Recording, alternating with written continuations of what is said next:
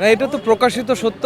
১৬ বছর ফ্যাসিবাদ সরকারের সময় আমাদের অনেক যারা বিএনপিপন্থী বা অন্য দলপন্থী যারা ছিলেন তারা আসলে বিভিন্নভাবে ভুক্তভোগী এবং সেই তাড়নার শিকার আসলে আমারও হতে হয়েছে। এবং সেই ক্ষেত্রে আমি আসলে বলবো যে আমার মতো অনেক ভাই বোন আছে যারা এইভাবে ভুক্তভোগী হয়েছেন এবং আমি চাই না যে এই ধরনের সংস্কৃতির ভুক্তভোগী কেউ হোক। আমি চাইবো যে দেশের সার্বিক পরিস্থিতি বিবেচনা করে, দেশ বিবেচনা করে, শিল্পীদেরকে বিবেচনা করে এই দেশের স্বার্থে সবাই যেন ভালোভাবে কাজ করে। বাবা রাজনীতি করেন, এখনো করছেন। আমাদের নির্বাচনী এলাকা পাবনা সাথিয়া, পাবনা ১। তো যেহেতু আব্বা ওখানে নির্বাচনী প্রচারণায় আছেন, আমিও এলাকায় ফিরবো, ইনশাল্লাহ কাজ করব।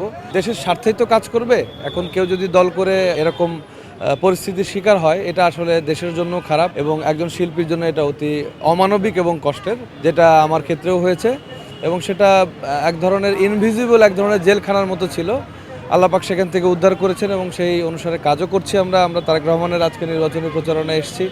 আমরা যারা কাজ করছি দেশের স্বার্থে, তারেক রহমান যেভাবে আহ্বান করছেন বাংলাদেশের মানুষকে, আমরা চাইবো আমরা সাংস্কৃতিক মানা মানুষ ধানের শীষে ভোট দিয়ে সেই জায়গাটা তৈরি করুক। আমরা বিগত সময় দেখেছি যে তারেক রহমান বা আমাদের বিএনপি জাতীয়তাবাদী দলের যারা কাজ করেছেন বিগত সরকারের সময়, তারা কখনো এভাবে দলীয় প্রভাবটাকে ব্যবহার করেননি। তা আমার মনে হয় না এভাবে অসুস্থ সংস্কৃতি তৈরির দায় জাতীয়তাবাদী দল নেবেন। আমার কাছে মনে হয় সেটাকে সুন্দর করে তৈরি করার দায়িত্বটাই তারেক রহমান নিয়েছেন।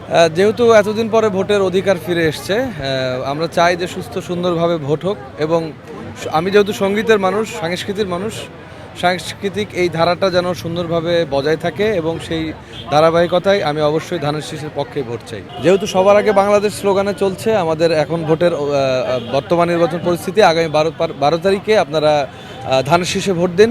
আমিও চাইছি সবাই মিলে ধানের শীষে ভোট দিয়ে এগিয়ে আসুন।